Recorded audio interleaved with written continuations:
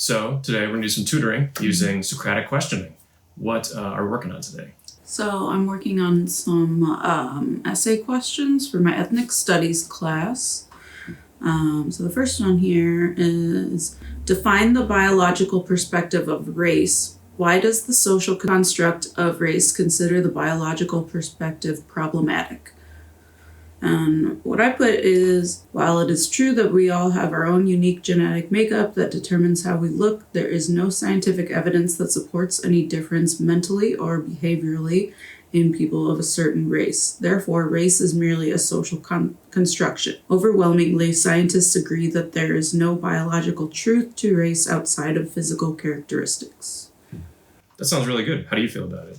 I feel good. I think one thing that I could add in there is to maybe talk about like the history of racial science, which is a pseudoscience that was like really popular in like the early Like phrenology 1900s. Yeah, where like scientists would like measure people's skulls. Yeah. And stuff to see like how smart they are. So what does it add that doesn't have already then?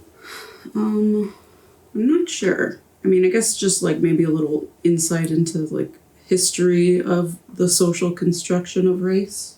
Okay. What do you think?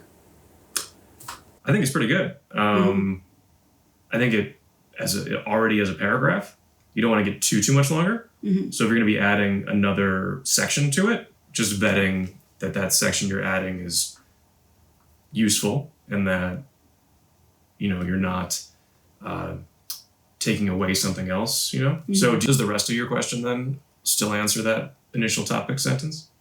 Like my topic sentence? Or like the subject of looking at social constructs versus biological perspectives and how they don't overlap. The phrenology and the historical, like 1920s mad science, Edwardian stuff, I see that overlapping and making sense to answer that question. Does what you have here initially then, is that not quite as accurate to the question? Or does it need all of those steps? I think, yeah, I don't think there's anything that I would really want to remove from this, but I think that might add to it. Okay. Kind of great. Bring it all together. Sounds like a good plan. What's your next question here? Define social stratification and intersectionality and explain why intersectionality explains inequality more specifically. Give 2 examples. So what are your 2 examples that you go with? I give an example that a poor Black woman who identifies as gay will have a different set of problems than a heterosexual white woman from a similar economic background. Additionally, a Black trans woman will have very different experiences than a Black gay woman, particularly with higher rates of violence against them.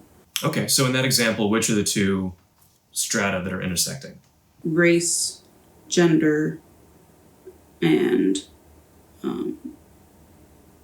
sexuality, I guess. Yeah, and then you also make a note of their socioeconomic status. Oh, yeah. But that you're saying is the same for both of them? It can be. That's just another thing that, like, makes individuals who they are, so. Sure. Like, but you said, though, a poor Black woman, and then you said, and a white woman from a similar economic background. So they're both poor.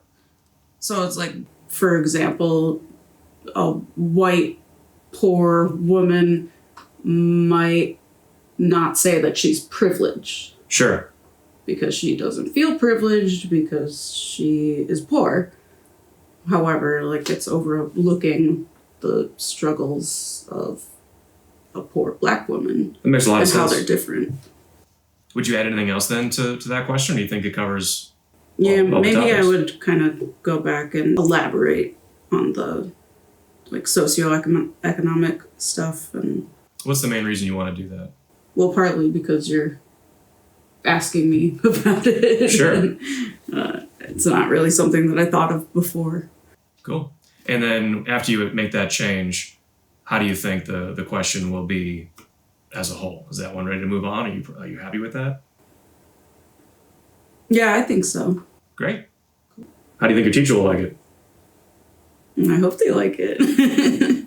Awesome. I hope it's a good explanation. Well, I think you got a great paragraph there. Cool. Thanks. All right. Thank you.